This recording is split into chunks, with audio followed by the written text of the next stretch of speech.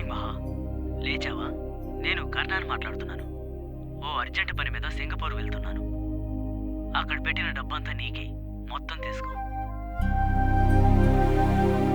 ఇంకా నువ్వు జాబ్ అడిగావు కదా, నా ఫ్రెండ్తో నేను మాట్లాడాను. అక్కడ ఒక విజిటింగ్ కార్డు పెట్టాను. నువ్వు వెంటనే వెళ్ళి అతని కలువు. నీకు ఇష్టం ఉంటే నేను వచ్చేంత వరకు మా ఇంట్లోనే ఉండొచ్చు, సరేనా? Okay, bye sir. బాయ్.